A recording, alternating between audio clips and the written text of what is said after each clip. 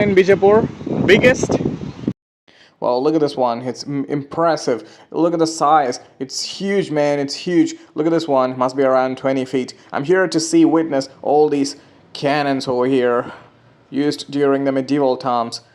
You know, these cannons, man, this is humongous. I haven't even seen such a big cannon in my entire life. I'm just seeing this one over here. First, let's climb the tower. After a long walk, finally we have arrived at the destination. You know, when I was walking down the street, you know, I just encountered a few dogs, you know, street dogs. You know, the dogs were just barking.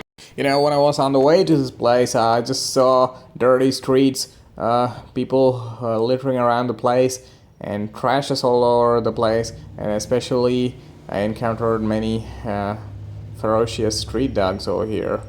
Man, we have to stay away from those kind of stray animals. My gosh. Alright, apart from that, this one looks, wow, amazing, amazing. See this one. This must be around 20 feet, according to the local people. You know, this is one of the main strategic watchtowers in Bijapur. So now I'm here, just so we can just take a look around the city. I can see the Gumbas from here. I can see all the main places. You know, actually this place is called Upali Burj. This is one of the most famous and strategic watchtowers in the Bijapur during the period of time. You know, during the war times, the soldiers, they climbed this watchtower to just scout and speculate the enemies and their movements. You know, this is a main strategic watchtower in the Bijapur. If you come here, you can see all the monuments from here. Ibrahim Rauza, Gol Gumbas, and all the stuff. Look at that one. I'm gonna head to that place next. But before that, there's an important thing, you know. I want to show you something called Maliki Maidaan. This place, okay, this place is kind of okay.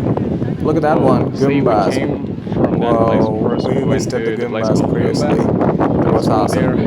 We visited the ruins over there. All the surroundings. The place is a little bit cloudy, but the wind is blowing like a crazy shit. That's the only annoying thing over here. That one, but that seems like Ibrahim Rosa. Right, before heading to Ibrahim Rosa, I've come here to Malik-i Maidan. So, let's get. Actually, this place, this whole Bijapur Empire was later captured by Aurangzeb, the great king. Maidan, I think that was a fort.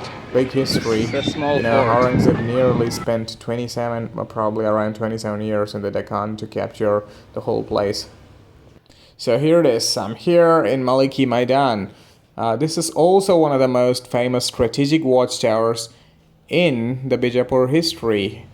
You know, if you come here, you can get a range up to 2 or 3 kilometers. You know, to speculate the enemy. See, you know, I'm gonna explore this watchtower as well, and also there is a surprise inside the watchtower. Nothing big, but there is a big cannon, big cannon inside. You guys probably would have never seen such a big cannon. I mean, such a fatty cannon around the subcontinent. Alright, let's go. I don't want to waste time further. Look at this one. The front part looks like a park. Okay, greenish and beautiful, nicely maintained. No plastic bottles, no littering, no trashes around. Okay. See this one. This is humongous, guys. You know, a Persian engineer. He designed it. He made this cannon. Credit goes to him. You know what? Is this biggest one in Bijapur? Biggest? This cannon was used in the war. This, guys. This is humongous. It was known as Battle of Talikota, in which the Bijapur Sultanates defeated the Vijayanagara Empire. Fatty cannon like this. Look at this fat boy over here. The length is pretty small, but look at the width. Wow. Look at the width and look at the girth of the cannon. Might have done many damages. It's a many damages. You know, this cannon might have inflicted many punishments and damages. Look at the size, man. Look at the girth and the width. And also there is a Persian writing on the cannon. See this one. Look at the hole. Look at the mouth of the cannon. See? It's bigger. No words to describe. And I'm seeing this one for the first time. I haven't even seen such a big one. The look at the width, look at the size, man. It's not as lengthy as I imagined, but see, the total size, it just, it just looks like an iron rhino or iron hippo. Look at that one, man. This Bijapur kingdom had many rivals like Ahmednagar Sultanate, Qutub Shahi Sultanate, also the Marathas. They fought against the Marathas, but they failed. And the main rival was the Mughal Empire.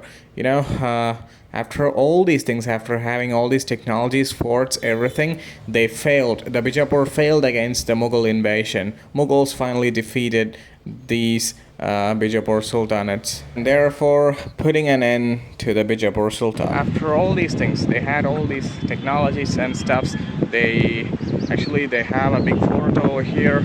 After all these things, they couldn't even, control Mughals. So as far as the thing is concerned, after observing this, I finally Mughals were very strong. I can firmly say Mughals. I can make a point here. Mughals were super strong during their peak, during their period of time.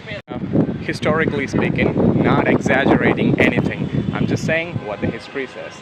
After all these things, the Deccan Sultanates, all the 5 Deccan Sultanates were finally defeated by Mughals. They were crushed. Their territories, everything were annexed.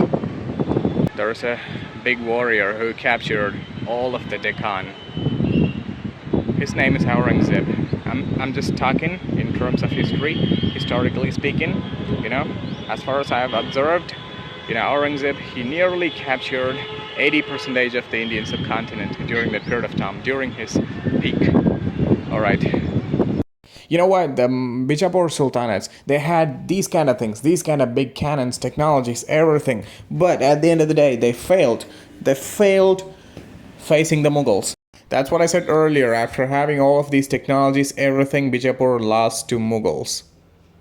So if you need more details, just subscribe and click the bell button for next video and the upcoming videos. Okay, I'll see you in another video. Until then, bye. See ya.